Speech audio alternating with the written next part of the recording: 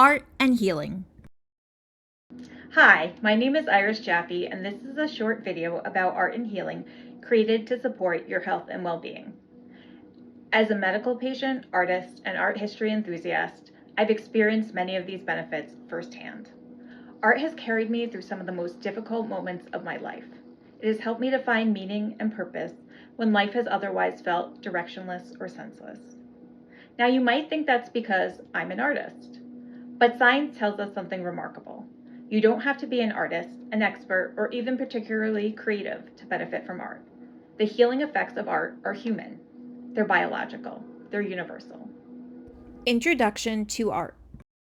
So, what is art anyway? The Britannica Dictionary defines art as something created with imagination and skill, something beautiful or expressive of important ideas and feelings.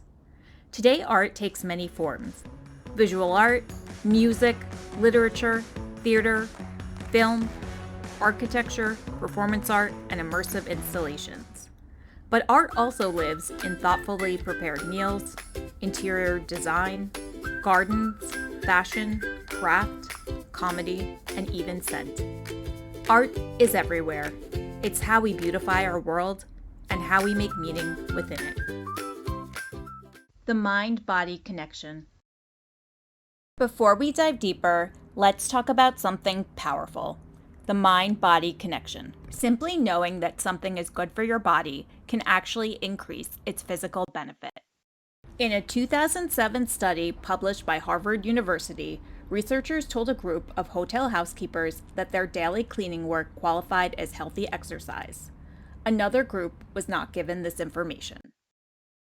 Within just 4 weeks, the informed group showed measurable improvements: lower blood pressure, reduced weight and body fat, and healthier waist to hip ratios, despite not changing their routines. So, what changed? Their mindset, their beliefs about what they were doing. In other words, knowing their work was healthy actually made it healthier. So, as you learn about the science between art and healing, something important happens. Your brain and body begin to work together, and understanding that art supports your health can amplify the benefits you experience, which also makes you more likely to invite art into your life and experience even more benefit. And that's the mind-body connection at work. How art improves health. Research consistently shows that both creating art and experiencing art made by others can positively affect the body. Art has been shown to reduce inflammation, physical pain, heart rate and blood pressure, and ease the physical effects of stress, anxiety, and depression by simultaneously helping regulate the nervous system, endocrine system, and immune system all at once. This induces a rest and digest state that acts against the fight or flight response that drives inflammation and inhibits healing.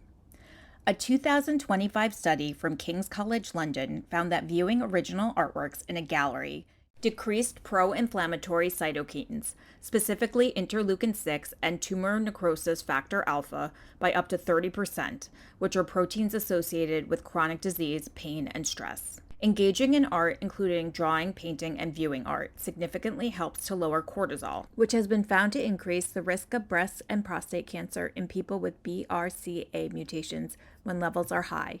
One study showed cortisol reductions in 75% of participants after just 45 minutes of making art, regardless of their knowledge or level of skill.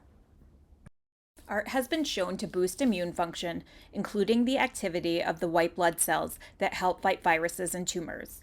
It supports neuroplasticity, the brain's ability to adapt, heal, and grow, and can help the brain to heal itself after a traumatic injury or stroke. It also increases the release of endorphins and the neurotransmitters responsible for the way we experience feelings of happiness, connection, and love, all of which facilitate healing by acting as chemical messengers that regulate inflammation, promote wound healing and tissue repair, and inhibit tumor growth.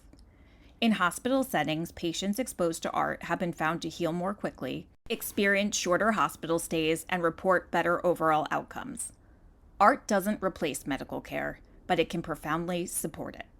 Beyond its physical benefits, art offers powerful emotional support.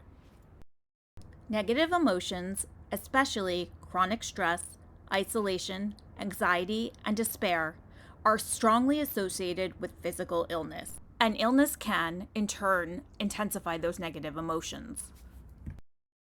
Art interrupts that cycle. It not only improves mood biologically by influencing brain chemistry, but it also gives us a way to express and process feelings that may be difficult or impossible to put into words. Art engages the senses. It activates emotional centers in the brain more directly than logical thinking alone. Through image, sound, movement, and story, we can access clarity, release, acceptance, and even peace. Sometimes, creating or experiencing art allows us to understand something we couldn't explain in words. Art is also one of our most powerful forms of connection. When we share art, we share emotion. When we experience someone else's art, we glimpse into their inner world. That exchange reminds us we are not alone. And connection isn't just comforting, it's protective. The U.S. Surgeon General has warned that chronic loneliness poses health risks comparable to smoking 15 cigarettes a day. Human connection supports immunity, resilience, and longevity. One striking example comes from the story of the babushkas of Chernobyl, a group of women who remained in their ancestral village after the 1986 nuclear disaster.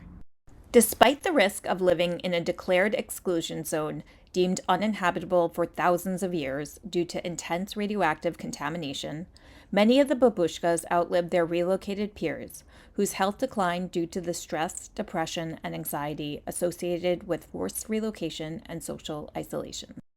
Meanwhile, the babushkas continued to sing, dance, garden, farm, cook, and gather together, maintaining culture, ritual, and community. Their story suggests something profound. Meaning, creativity, and connection matter deeply to our health and survival. Art also strengthens something essential during illness and difficulty: the imagination. It helps us to connect more deeply to our imagination, where we can envision positive possibilities, rehearse courage, and feel more comfortable with uncertainty.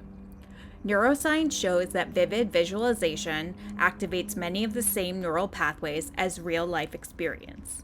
When we imagine strength, healing, or peace, the brain responds in measurable ways, influencing stress response, resilience, and even pain perception.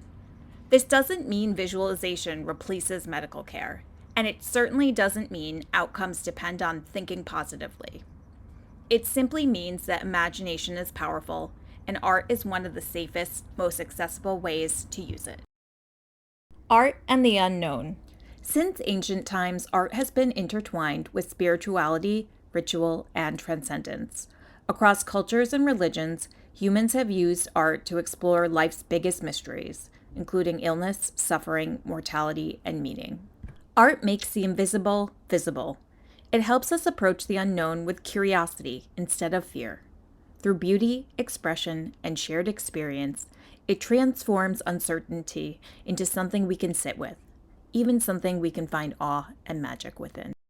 Engage more deeply with art. One simple way to engage more deeply with visual art comes from museum education and is a technique called visual thinking strategies. It asks just 3 questions. What's going on here? What do you see that makes you say that?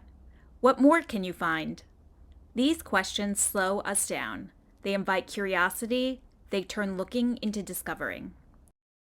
You can try this with any form of art, but it works especially well with visual art. You can also deepen your experience by learning about an artist's life, their materials, their process, or the story behind a piece of art.